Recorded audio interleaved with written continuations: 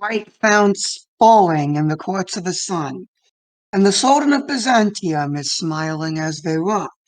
There is laughter like the fountains in that face of all men feared. It stirs the forest darkness, the darkness of his beard. It curls the blood-red crescent, the crescent of his lips, for the inmost sea of all the earth is shaken with his ships. They have dared the white republics up the capes of Italy. They have dashed the Adriatic round the lion of the sea.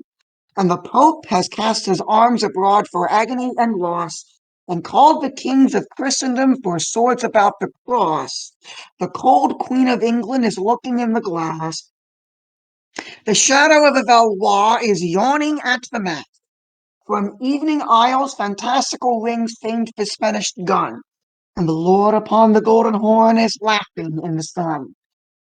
Dim drums throbbing, and the hills half heard, where only on a nameless throne a crownless princess stirred, where, risen from a doubtful seat and half a tainted stall, the last knight of Europe takes weapons from the wall. The last and lingering troubadour to whom the bird has sung, that once went singing southward when all the world was young. In that enormous silence, tiny and unafraid, comes up along a winding road the noise of the crusade. Strong gongs groaning as the guns boom far. Don John of Austria is going to the war. Stiff flags straining in the night blast cold, in the gloom black purple, in the glint old gold. Torchlight crimson on the copper kettle drums. Then the tuckets, then the trumpets, then the cannon, and he comes.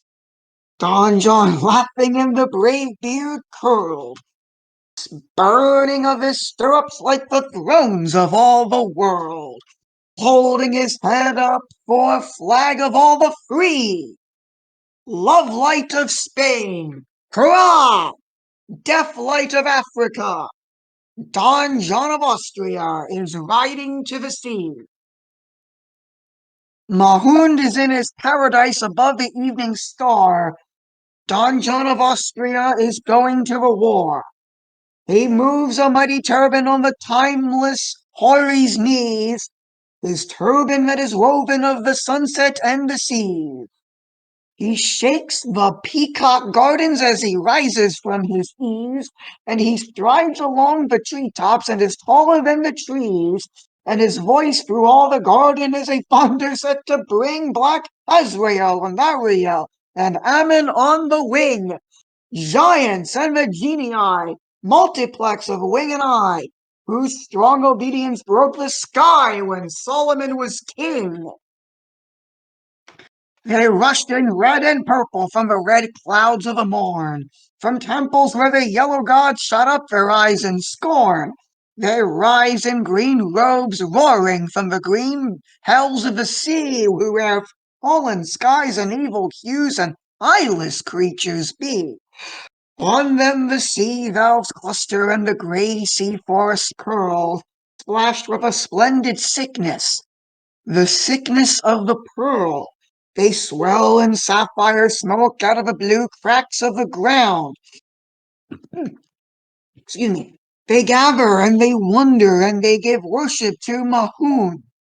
And he saith, break up the mountains where the hermit folk can hide, and sift the red and silver sands lest bone of saint abide, and chase the Giars flying night and day, not giving rest, for that which was our trouble comes again out of the west.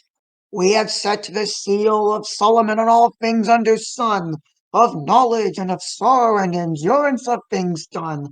But a noise is in the mountains, and I know the voice that shook our palaces 400 years ago. It is he that saith not Kismet. It is he that knows not fate. It is Richard. It is Raymond. It is Godfrey in the gate. It is he who's lost his laughter when he counts the wager worth. Put down your feet upon him, that our peace be on the earth. for he heard drums groaning and he heard guns jar. Don John of Austria is going to the war. Sudden and still, hurrah! Bolt from Iberia. Don John of Austria is gone by Alcalar.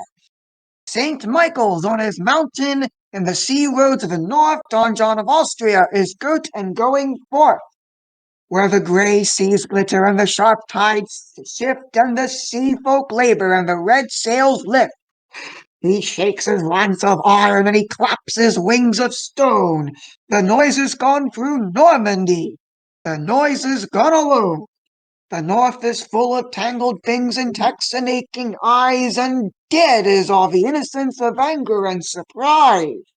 And Christian killeth Christian in a narrow dusty room, and Christian dreadeth Christ that hath a newer face of doom, and Christian hateth Mary that God kissed in Galilee, but Don John of Austria is riding to the sea.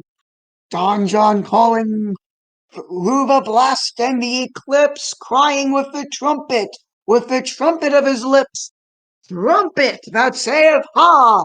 Domino Gloria! Don John of Austria is shouting to the ships.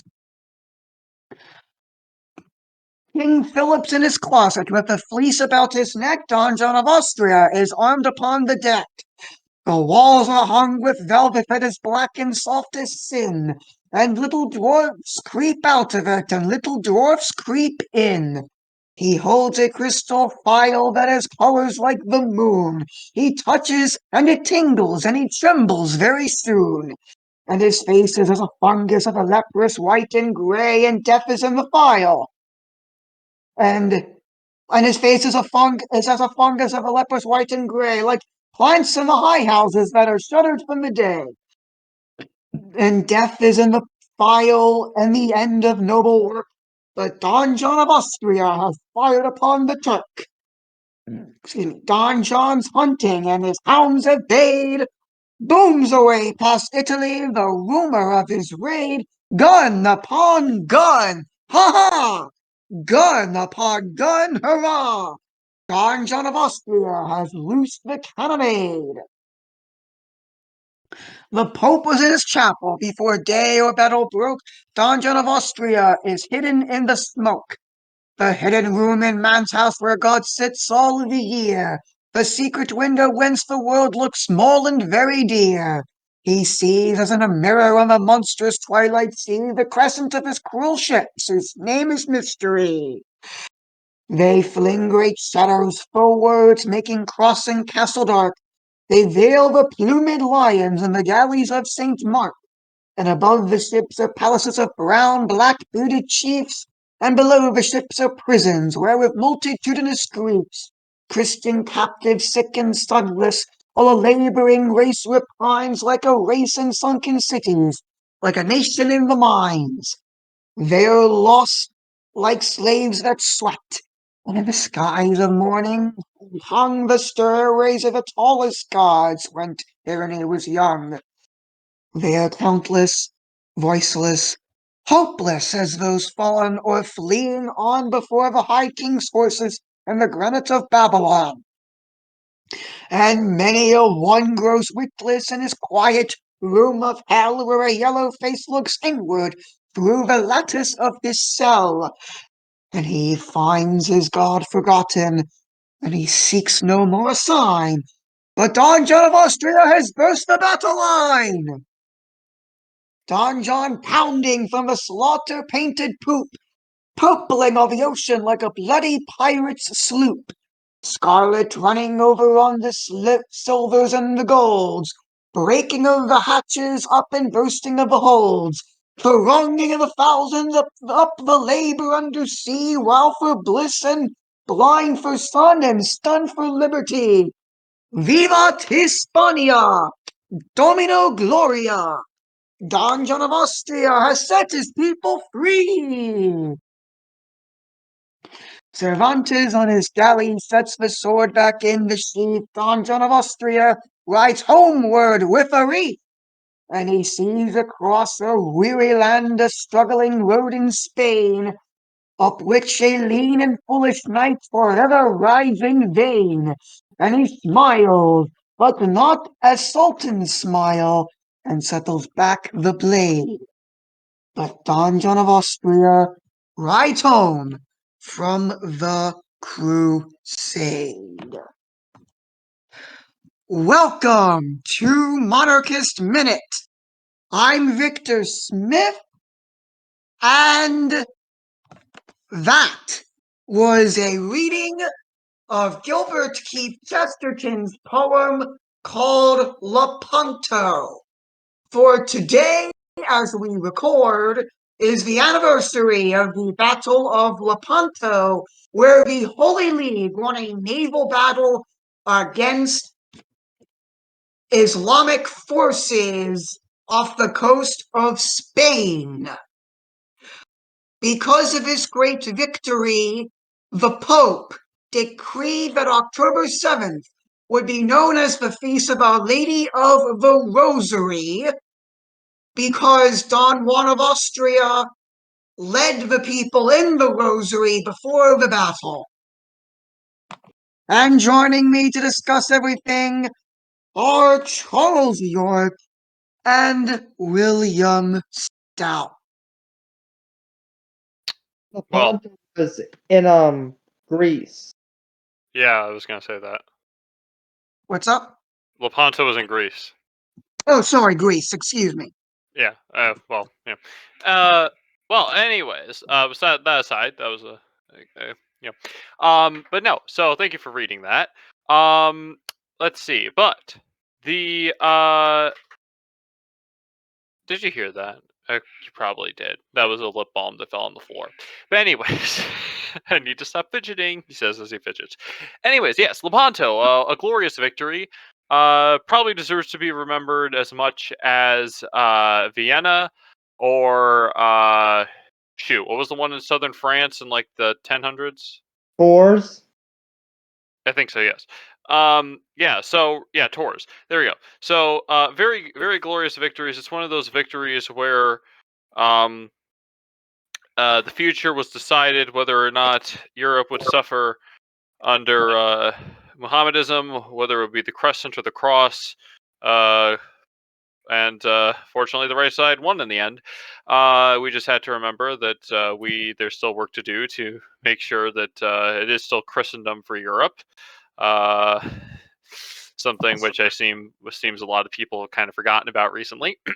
But anyways, no, it is a very important victory in the history of Christendom and our continued survival against against all odds. I mean, you read the history of the church, and that's kind of proof that it's instituted by God, because otherwise we wouldn't be around after 2,000 years. Let me tell you that.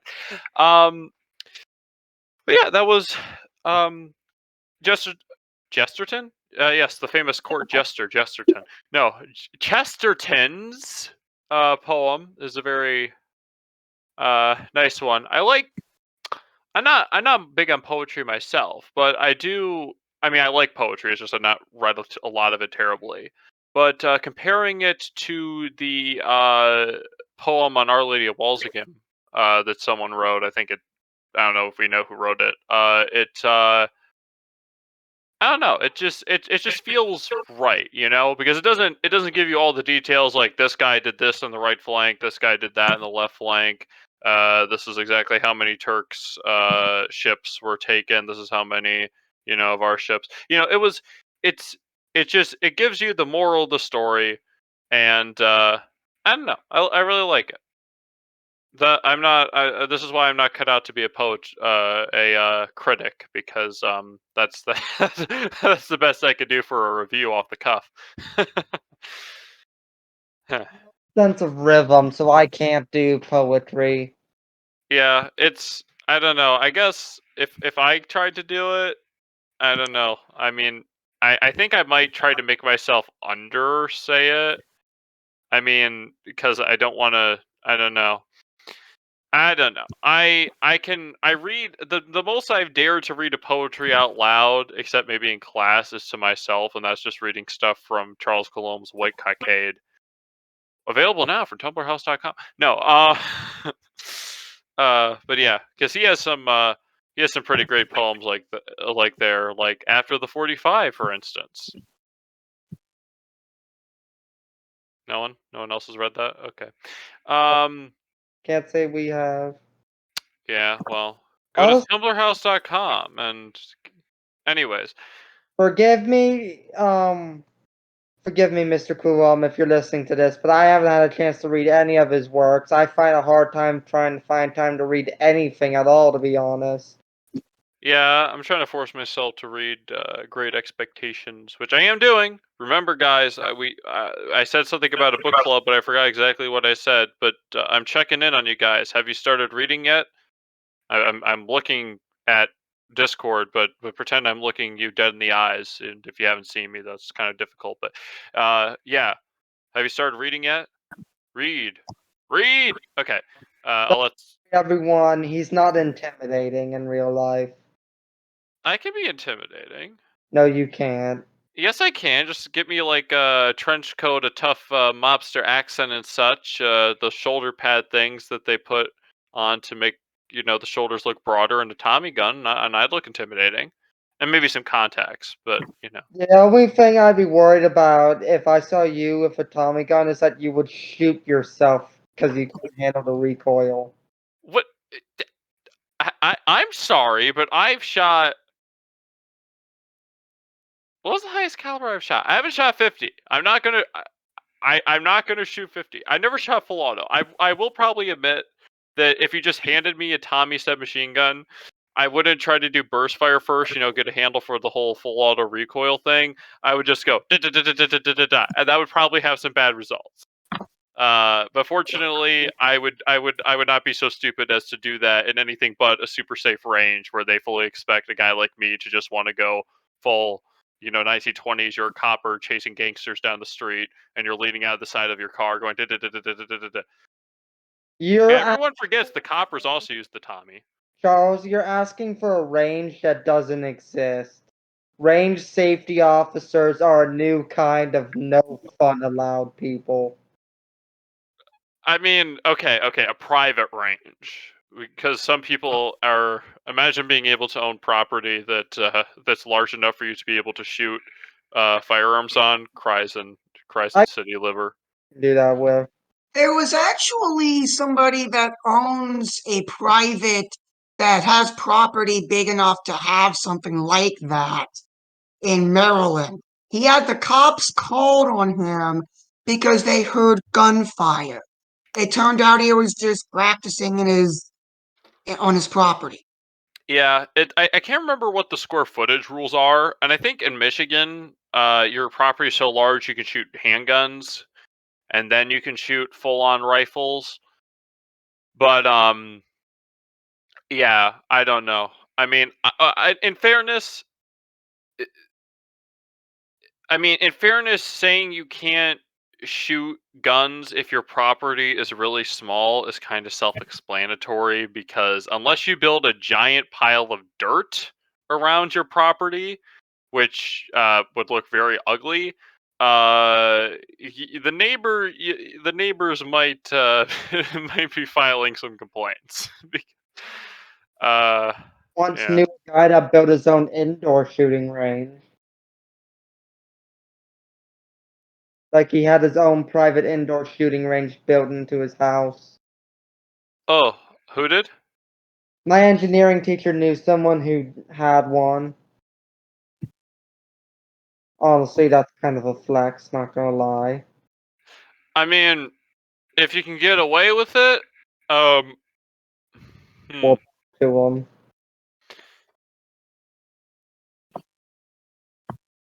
I mean, I am you guys know me by now that I am not someone who is for restricting gun control. If you can prove demonstrably that you can make your property safe, and pose no threat to the neighbors, and it doesn't look ugly, um, I Do would. it. Shoot what you want, man. I mean, It's your property. Put something awful and tasteless on it. It's your property. It's your right to do that. I'm probably someone who's on the middle ground of the whole homeowners association debate. Nah, I'm joking. No, I don't know. I'm just a man who likes taste.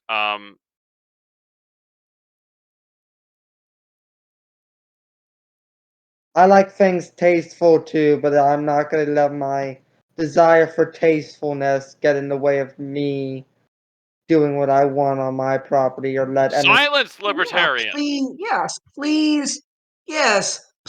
allow, please, I will allow the two of you to introduce yourselves, for you are both men of great wealth and taste. uh, hey, man. You know my paycheck was in 3 figures today. Yes, well, I must say, I have a very strong idea that I prefer primitive yards, and by that I mean I hate mowing my grass and I wish I could just either kill it all or just let it grow the way it's supposed to. I absolutely disagree. I mean, don't get me wrong. I do love a good garden. And next summer, I'm going to try to force myself to grow some plants like potatoes and whatnot. So and Except, because that local farming culture or whatnot, and I really think I should put my money where my mouth is. But except for potatoes, when you put them in the ground, put straw on top of them. They like the moisture, so the straw will help retain moisture.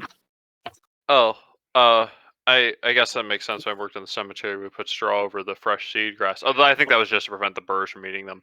But anyways, yeah. So let's see. What was I gonna say specifically? But I like a good. There is something nice about a good plain mowed lawn with no weeds and whatnot. It's a huge waste of space, but then again, um, but but then again, when you're surrounded on 3 sides by water, um, by fresh water, we can be afford to be a little wasteful with our land management, and we can afford to keep those lawns nice and green. Take that, Arizona. Yeah, that's right. I'm looking at you. Not really. I don't Simple. know why I just randomly flex the superiority of Great Lakesness, but whatever. I have a simple policy when it comes to lawns, especially about how much they're wasted space, and that is I think golf courses should be banned.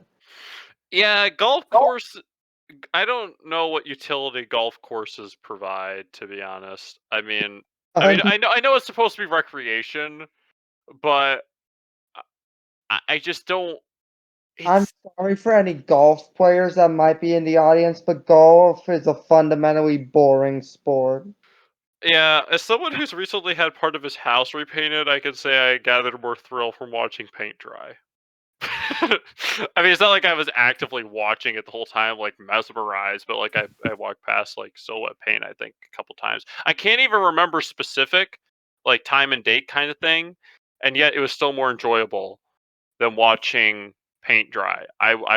Watching golf. I'm sorry. I just like there was this so I went to the high school where middle class like me is lower class in that kind of school, because that's how private high schools are, I guess, because public schooling in my area is hmm what's an adjective to describe it? Bad. Okay. Anyways, I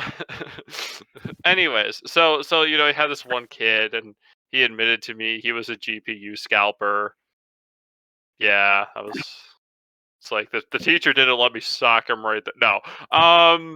So he goes on about all these things, and there's another guy. He owns a Tesla and all that, and these are people I've grown to be associated with over the years, because these kids are in my class. But the Look, first one likes golf. Like, Charles, shut up for a moment. Who buys a kid a Tesla? he bought the Tesla, I think. I Can don't buy know. himself a Tesla. No way, no high school kid is making that kind of money. or he gets a big enough allowance. I don't know how he came across the Tesla. I really don't care. I Okay, mean, I hate Teslas. Not here's because like philosophy. You don't buy high school kids nice cars because they're likely to wreck them or damage them. You buy them a piece of junk so they have to learn how to fix it, and if they wreck it, you're not out anything. you have to understand, like most people, I would wager most kids' parents make six figures. So, I'm stuck. I know, I agree with you. I mean, look, okay, most of these kids, I don't think they would intentionally wreck their cars. And I know I'm kind of casting shade on a lot of my former classmates here. But I don't, not that any of them actually watch this show anyways. Comment and prove you're wrong. It's good for analytics. Yeah, that's right. I'm talking about you, Steve. No, I'm joking. I don't know if anyone in my class was actually named Steve. I don't know. I never got to know any of my classmates really. I mean, I know a couple. I still talk to like one. Alright, anyway, where were we? Yeah, Discussing this the is. Battle of Lepanto. Honestly, I kind of run out of things to say about it because what I said is kind of all I like understand. That it was a glorious victory, and I do understand that people are like, "Oh, there was nothing miraculous about it. Like the Ottomans were not very good at sea battle." It's like, stop it, stop it. Honestly, the Ottomans were better at sea battles than most at the time. Yeah, I don't know. So all I know is that people who are claiming that there was nothing miraculous behind the Battle of Lepanto, I want you to stop it. Naval war, Right. well, that was in the late 16th century, right? Mid to late 16th century. 1576, I want to say 1571. Alright, so naval warfare had advanced a little bit, especially with the ongoing start of the Age of Discovery, but for the most part, naval warfare was still fairly crude, Well, especially in a shallow inland sea like the Adriatic. well, I mean, I wouldn't consider it crude. It was just, I mean, it was the way that, I mean, ramming the enemy ship and boarding and ramming and boarding. I mean, it's a good as way of, it's a good as way of conducting things as any. It was basically the same way naval warfare had been conducted since Roman times. Yeah, so.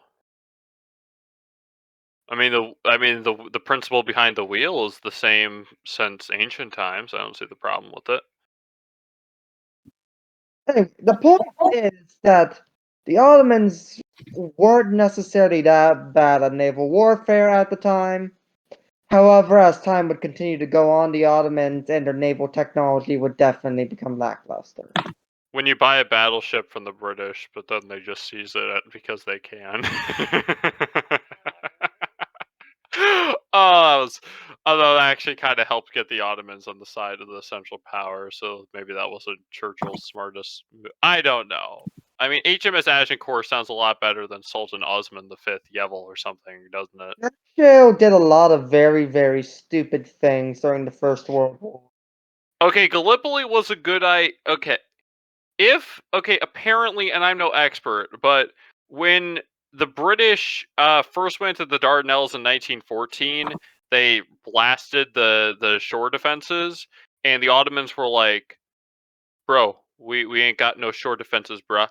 And they're like, "Yeah, bruh, we gotta build up those shore defenses." And so when Churchill's like, "Hey guys, let's go to Gallipoli and then take that and then go to Constantinople and end the war and everything will be all peachy," the Ottomans had already had time to prepare. So if the British hadn't accidentally highlighted the weakness of the Ottomans' defenses, the British might have had a better time of it. Okay, so here's my second question.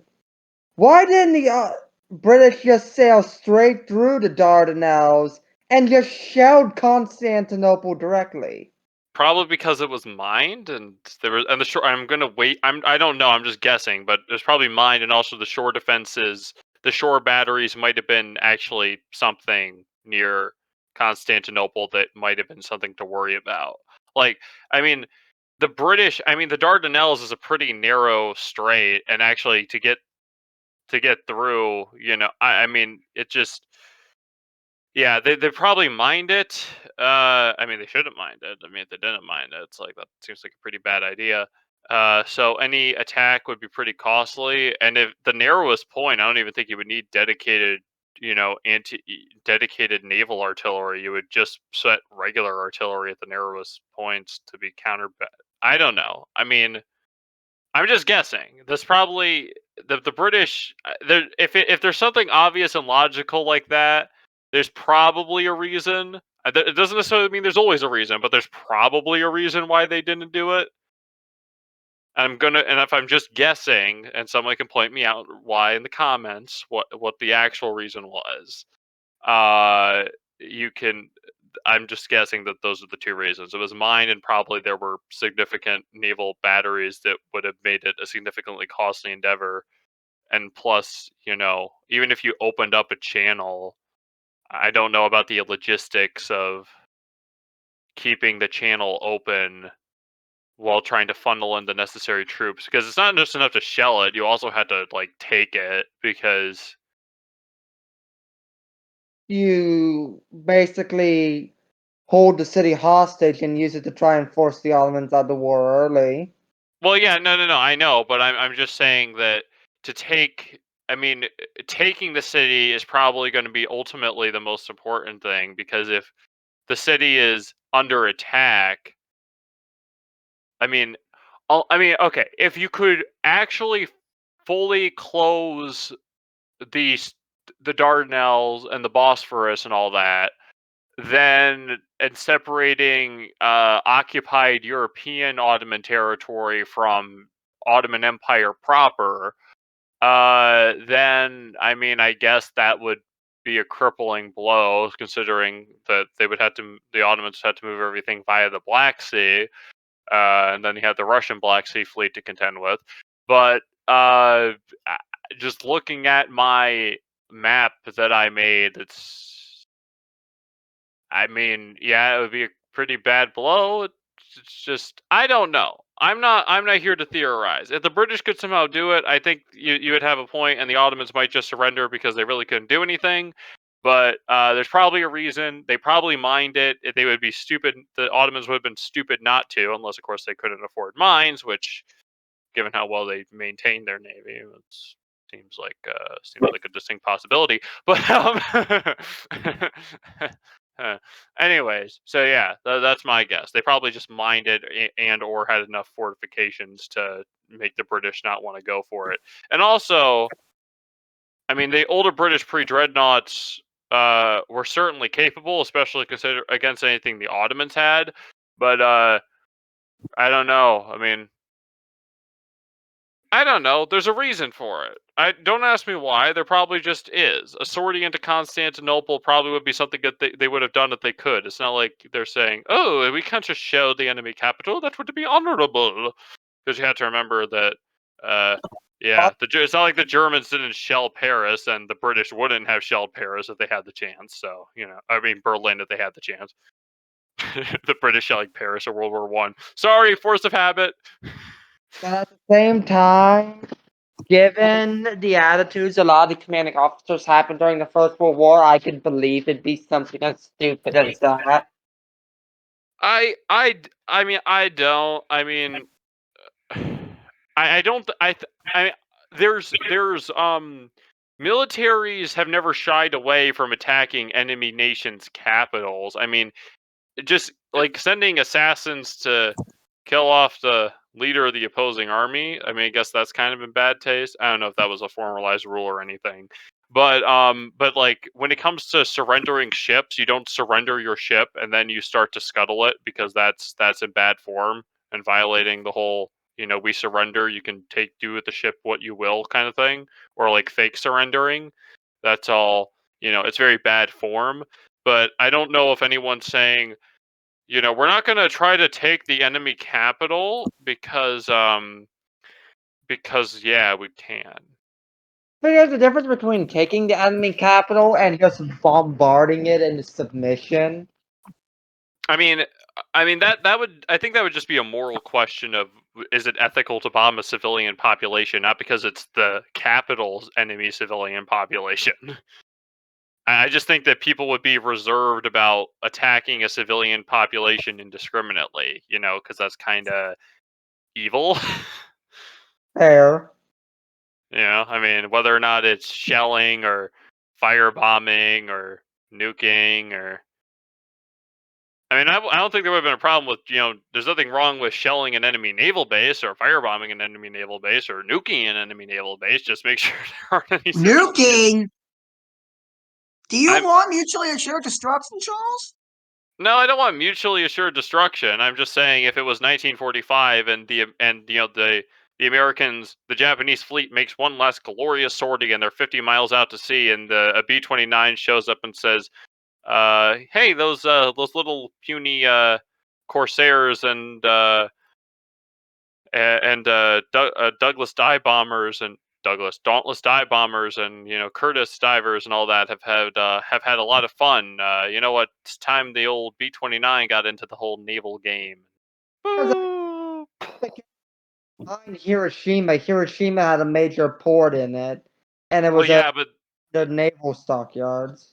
if you, I mean, yeah, I had the naval dockyards, but I think they just, I think it was here. I think the public line is Hiroshima and Nagasaki were chosen because they were two cities that hadn't been, firebombed yet. Yeah, Because, why we but did that and not Tokyo. yeah, And Nagasaki was actually the second choice for the day. They were gonna hit Oda, Japan, but there was too much cloud cover, so they moved on. yeah. So, but the conspiracy theorists would point out that Hiroshima and Nagasaki were the only two archdioceses in Japan at the time, and you'll never guess, that the sitting president was a Mason. Sonic Let us get back to Lepanto I here. said all I can say. I mean, if you have something to say, All right then. Will, do you have anything more to say about Lepanto? Honestly, I don't know that much about Lepanto, so I can't really comment other than the fact that it happened.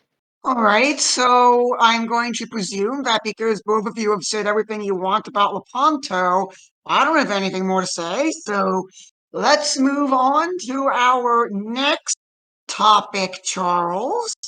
all right. As I create the timestamp, um, well, I hate to alarm you guys, but I'm gonna let you know as early as possible so you can go out and prepare. There might be a beer shortage. All right, I know. Pause the video. Go to Rite Aid. Go to Walmart. Go to Meijer. Go to wherever you go. Get your Bud Light. Get your Miller. Get your My Corona. Get your whatever your poison of choice is. Because pretty Poison? soon, because it might be that soon, if you might have to stop being your garden variety alcohol consumer, you might have to become a wino. So that might get pricey. So Don't make me drink the grape juice.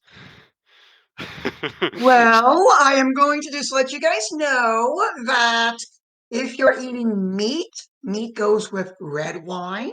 If you're eating fish, it goes with white wine. this is good advice. It'll all work because alcohol naturally has a higher. I mean, wine has a naturally higher alcohol concentration. Well, yeah, but you're paying for that dearly.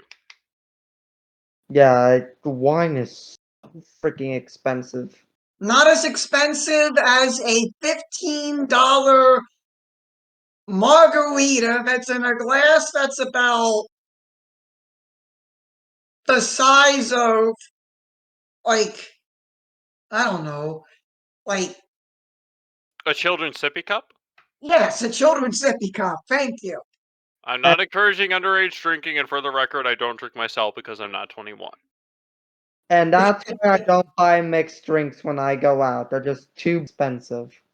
Yeah. So, to quote the popular maxim, it's cheaper to drink at home. Yeah, it really is cheaper to drink at home. But back to beer shortage. How does this even happen? Well, apparently now you need to carbonate beer somehow. I don't know. I don't Uh, understand why that's a thing because carbonation is part of the fermentation process. It's part of the byproducts of the yeast. I And don't know. yeast is supposed to do. I don't know, man. I don't know. All I know is that you know what humanity has been doing for probably before a lot of people, you know, before civilization became a concept for most people to, you know, live in. Um back I don't know. I don't know. All I know is that we haven't been brewing beer since Adam, but we've certainly been brewing beer for a very, very long time. We know And the beer, fact, beer. huh? We know that Adam didn't make his own funny juice. No, I don't know. All I know is that beer. Hold on. I can actually ask the Google because obviously the first result that Google will give you is the source and summit of all truth. Um, let's see. I don't know. I think it's like the 5000s BC. Start. Okay. Beer was first made was most likely born in the Middle East of Mies, where hard evidence of beer production based back to about 5,000 years, dates back about 5,000 years, so 3000 BC, to the Sumerians of ancient Mesopotamia. So 3,000 years well, okay, 5,000 years ago, we had beer. Okay, humanity has been making beer longer than most societies or a good chunk of human civilization knew about the wheel. And now you're telling me that we're running out of it? Okay, either one, okay, this is I don't I mean, look, globalism. Uh, it seems really great until the economy shuts down for like 24 months, and then suddenly the most basic of human necessities is suddenly threatened. Okay, reject globalism, embrace localism. It just doesn't fundamentally make sense for me. Because, like I said, carbonation is part of the chemistry. It's not like something they add to the beer afterwards, unless there's some way that they're making beer that they're not actually making beer the way you're supposed to be making beer. In which case, it worries me about what they're actually doing to make the beer. Okay. So I'm gonna read this article. So keep what the ABC 10. I don't care. Sacramento, California. This is. See, Joe, is this your local ABC station? I don't know. No, Anyways, Sacramento is a different market. Joe's local ABC will be the ABC in Los Angeles. well, thanks for. I was gonna say thanks for doxing him, but then I realized that's kind of what I was doing. Anyways, yeah, the storage of CO2. Let's see. It's no secret. It's been extremely difficult to get. Okay, so they're saying that carbon dioxide. Oh, it's used to carbonate and keep oxidization from ruining batches. I think it's used as for prolonged storage. Ah, I they're using think that's service. just what I'm getting here. Let's see. My tanks are down to a quarter. Everything is. I mean, this is the same as like a story I had in my neck of the woods. Are like all local breweries the same? Let's see. Issues with malted barley, aluminum cans, and freight. So, freight is more than double what it was before the pandemic. Okay, so it's apparently 91 in Sacramento, California. Lame. Hey, Anyways, so I mean, they are 4 hours behind us, so it's only like 4:44. Three. Three, 3 hours behind us. Okay.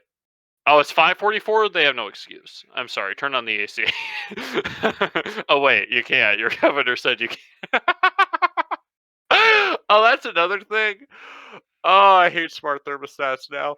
Anyways, no. So I guess I kind of want to talk about how messed up the economy is and how, everything is affecting us personally. Because for a beer shortage is just This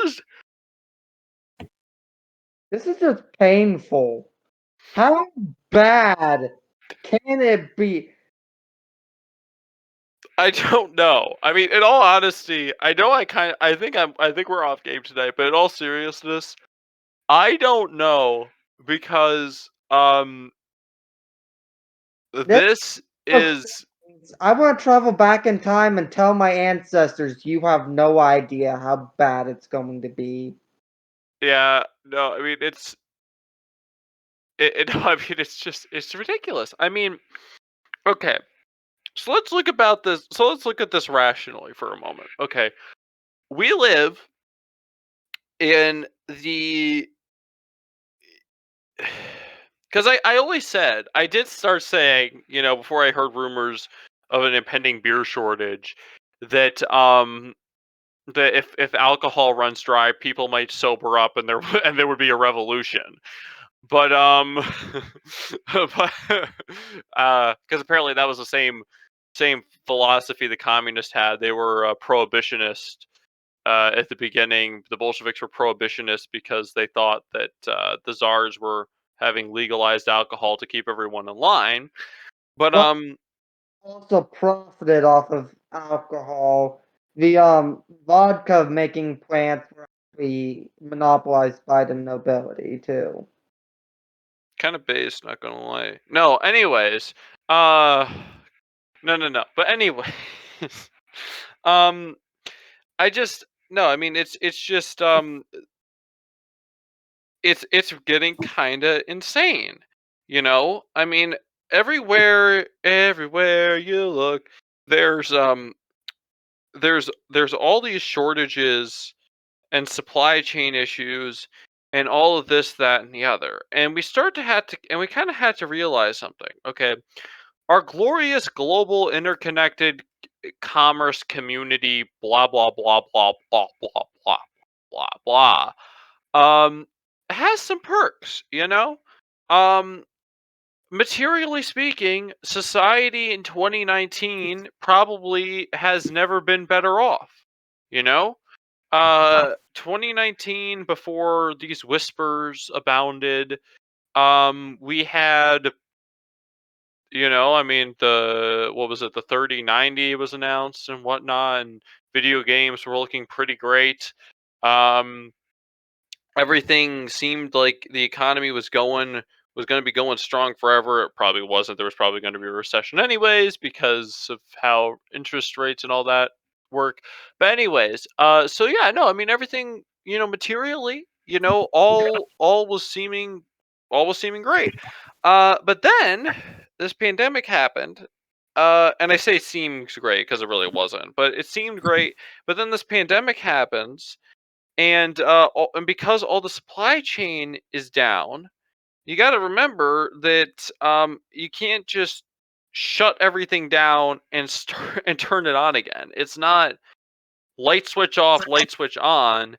There's always gonna be delays. And I'm not saying that if we had everything hyper localized that there wouldn't have been delays, you know. But at the end of the day, um I don't know. I mean, it's just I feel that everyone's getting worked up about the economy, and we're all stressing out because our entire lifestyle is built on this. I mean, I'm recording this over the airways, but the computer that will be downloading this audio file for me to put up onto glorious YouTube has components that are probably made in Malaysia and China and wherever the heck, everything here is made.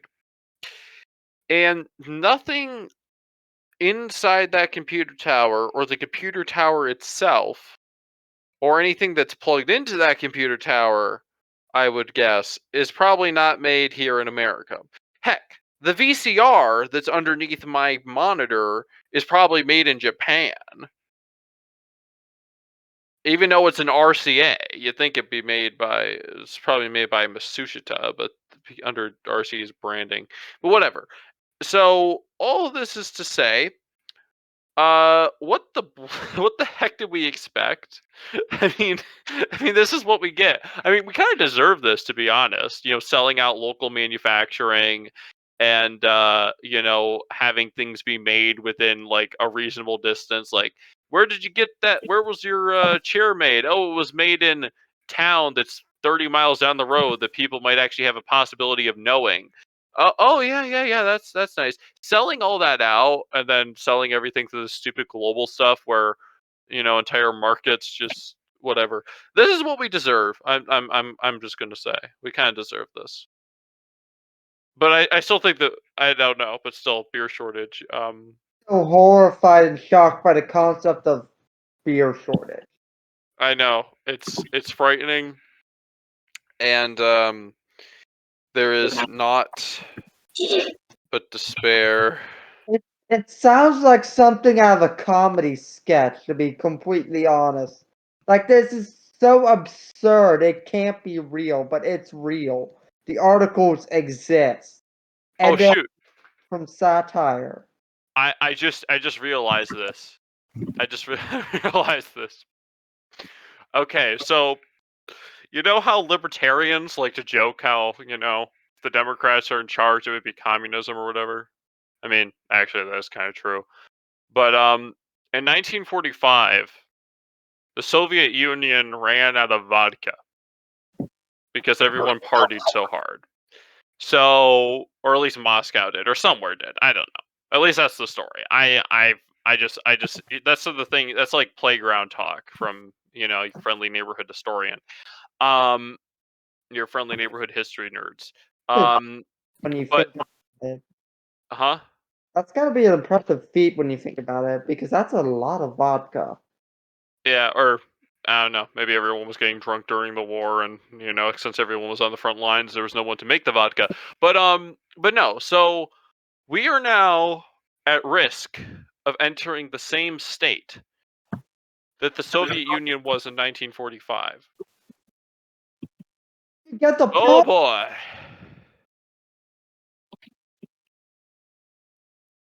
1945, my boys. Oh my, this is gonna be a ride Prohibition too. of epic proportions. That's Alright, um, my I was only kind of. comment about a beer shortage is, well, this is why we need to plant trees and keep our forests well maintained and groomed. How again? Well, by allowing people that own land next to BLM land, Bureau of Land Management, for those of you not keeping track, to help tend to that land and make sure there isn't overgrown brush, for starters, because that is part of how forest fires get started. We don't want forest fires. People will claim climate change. What? How does any of this? What does any of this have to do with CO2 for my beer? I mean, not my beer. In 2 years, my beer. Because plants breathe in CO2 and breathe out oxygen, and we breathe out CO2. So if anything, we should kill more trees so we have more CO2 for more beer. Yeah, hang on a second. Let's look at the logic here. How are we running out of CO2 when global warming is supposed to be a thing? Are No, we I don't think it's we're running out of CO2. It's just Beer that is no made one's from been wheat. bottling it. Beer is made from wheat. We're discussing the Victor, I hate to do this to you, but most beer is made from barley, not wheat. Unless you are a House of right. Rock, in which Okay, thank you for that. wheat Thank beer. you for that. So, Aiden, in the text chat, you were proven wrong. Ah, Are made of wheat, but most are made from barley. I don't know, yes. maybe the Alaskans do it differently up there. Anyways, no, I'm just gonna stop this tirade right here. What we should really be doing is doing what any good American does and complains to his congressman or something. I don't know. I've been told that it works, even though. No, let's not complain. We don't really need to complain to our Congress critters about a beer shortage. Yes, we We can do. make I our mean, own beer. uh, that sounds like work, and we I'm told people consume alcohol because they just got done from work and they want to forget everything that just happened. Or maybe they want to forget a Wow. certain particular sporting event. Oh my gosh. There's gonna be a beer shortage just in time for the Super Bowl. What is going on? Oh, oh, maybe people will not watch it this year. Watch as the ratings tank. It's no fun watching people beat each other up if you're not drunk while it happens. There will be riots. Oh, that's another thing I forecasted when this was all a joke. Oh, that that Oh, that is. I mean, hey, if the if the Super Bowl loses ratings, okay, I don't want anything bad to happen. I don't want anyone to like lose money or whatnot, like lose honest wealth, But still, if there was a way for the Super Bowl ratings to tank without like costing anyone his job or his financial security or any honest income that should be his, I would do it in a heartbeat. I loathe the Super I just watched it for the commercials, to be Bowl.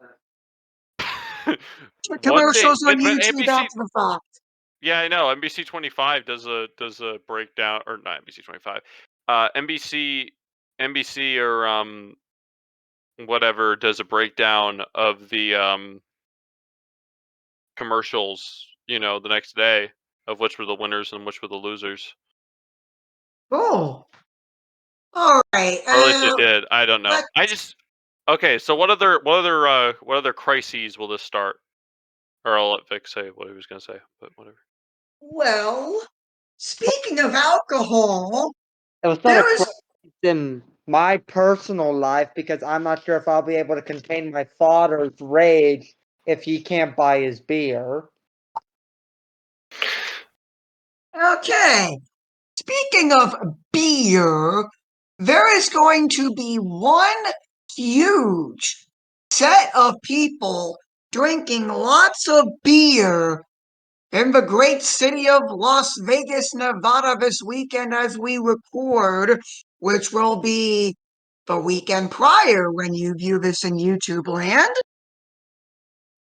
as it'll be Catholics versus Mormons in Las Vegas as the Notre Dame Fighting Irish take on BYU in what is being called the Shamrock Series.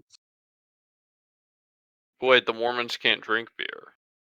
Exactly. More for That's us. why that's why I said one group of people. Oh, okay. Honestly, I don't know about the Mormon team, but I already know we mopped the floor with Notre Dame already, so.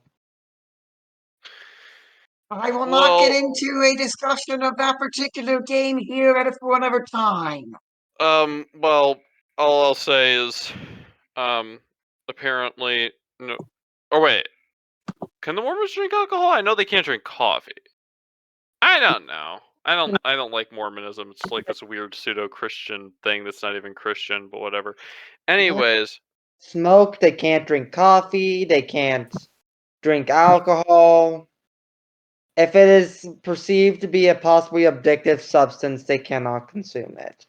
okay, there's literally, I think there's a little Catholic blessing for wine, not like wine that's going to be consecrated, but just wine that's going to be consumed, where, talking about how wine was given to us to gladden men's souls.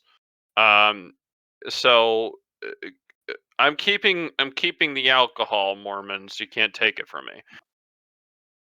Yeah, Now right. that's a come and take it flag right there. You know, It the just, Mormons somehow take over America.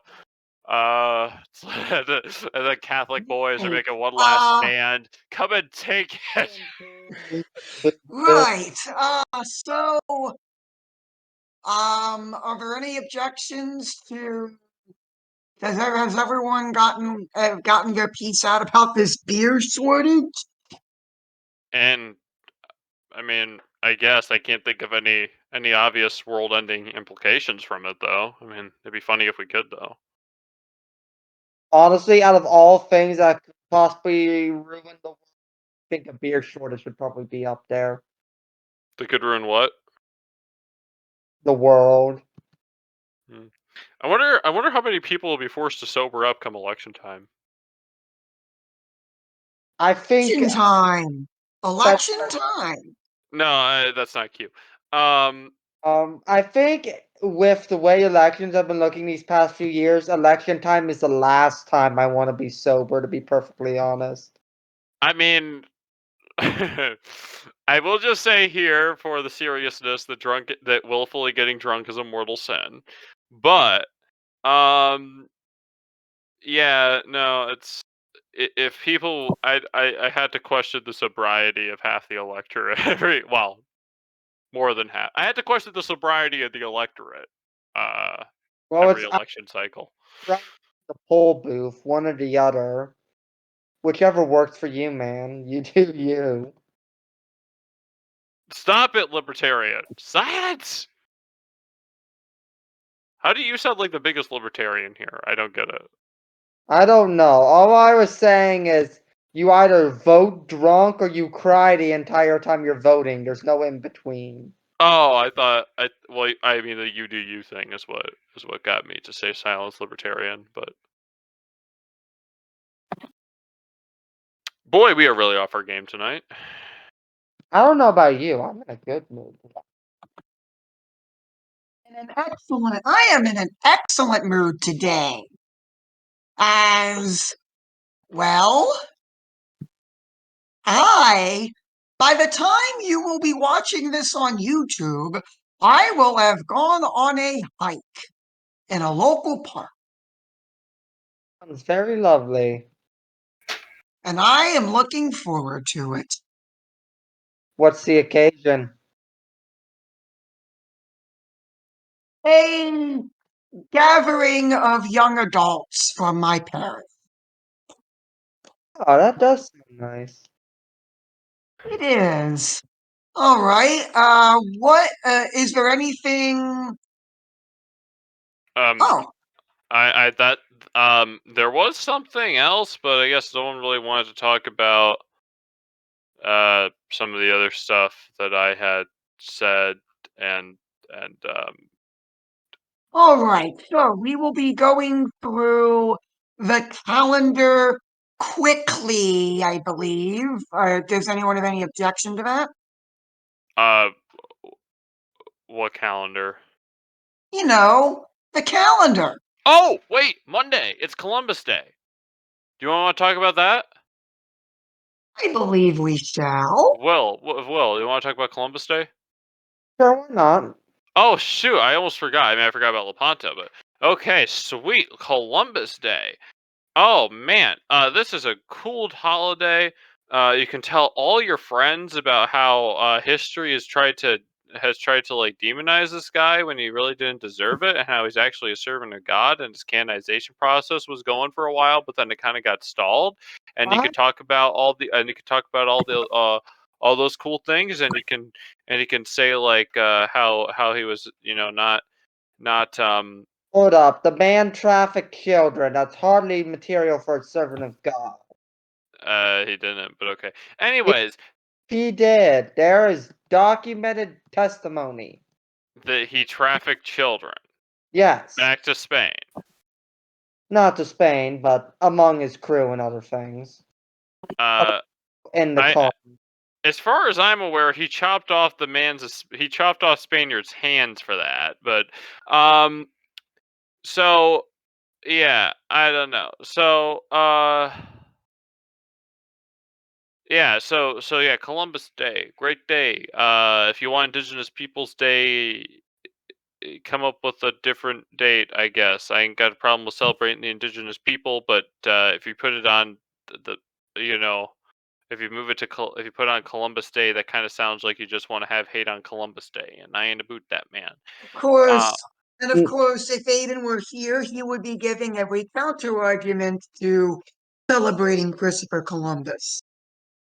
well, I don't know. All I know is that the man, I don't know. I mean, I think that a lot of what I heard about him was kind of a lie. I mean, I'm all for making Leif Erikson Day a federal holiday too. He was Catholic, so take that, take I that, and we honestly prefer Leaf Right. Erikson Ford and Italians. what? I'd honestly prefer Leif Erikson Day. Vikings are cooler than Italians. And Uh, besides, if you want to do like an Italian Heritage Day that isn't Columbus, there's always St. Joseph's Day on March 19th. There's um, always Chef Boyardee. well, actually, Chef Boyardee is French. He's just pretending. He's just LARPing as an Italian because he's from Piedmont. But anyways, actually, no, it's not true. Anyway, I don't know. Anyways, that's not. I don't know. I don't know. All I know Anyway, is set up shop in Cleveland, and there's actually a statue in Cleveland, in Cleveland's Little Italy district, of Chef Boyardee. he's a real person. Yes, yes. He owned a restaurant in Cleveland. His name wasn't Boyardee. I forget his real name, but he is a real person. Or was. He's dead now, of course. Okay, Eliatore Boadari kiss Right. Chef Boyardee. So, and other things coming up on the calendar, November 1st, which is a Tuesday this year. I am going to be doing this a little earlier than what we would normally do because we're talking about the calendar right now. November 1st, which is a Tuesday, is All Saints' Day. And according to the Catholic Church, it is a holy day of obligation, which means that Catholics are obliged to attend Mass on November 1st. That is your quick public service announcement regarding November 1st on the calendar. I also believe the 8th of December. I want to say. Well, I was going to get to that when it got closer to the date. Yeah, I know. I'm just saying now. Ask for it. Ask for the day off already on your calendars.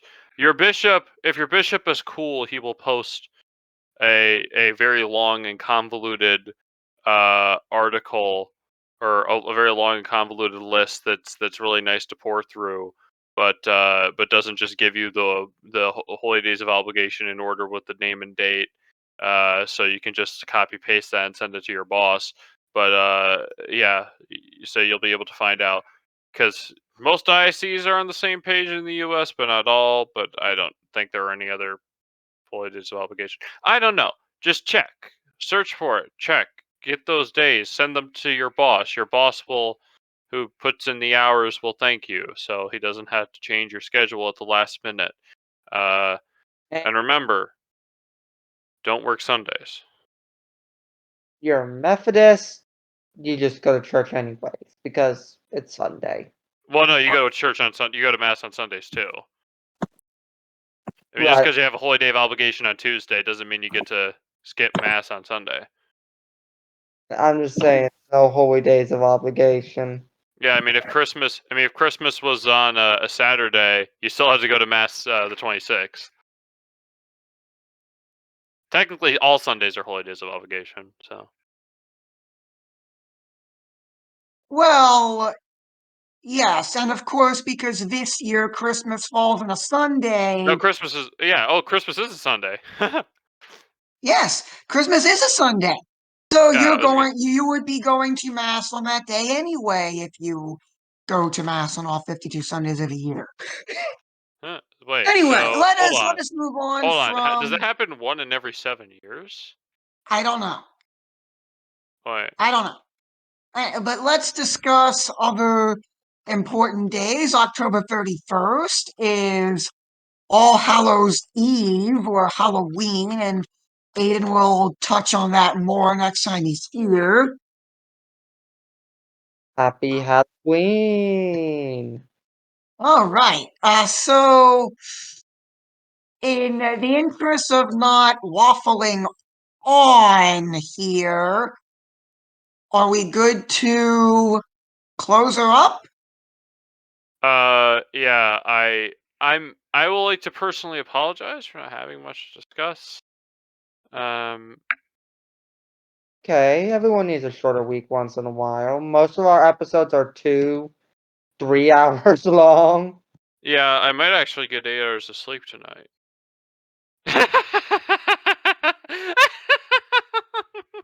I gotta tear apart my pack. I might be going on. Right.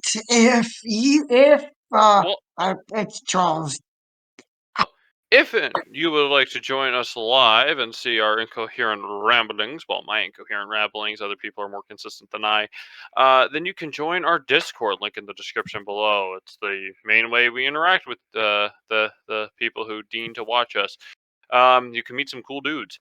And you can find that link in the description below, as I said. You can also follow us on Le Twitter, which may or may not be bought by Elon Musk at some point. I don't know. You can let's see. You can follow us on Gab, which is like Twitter for neocons.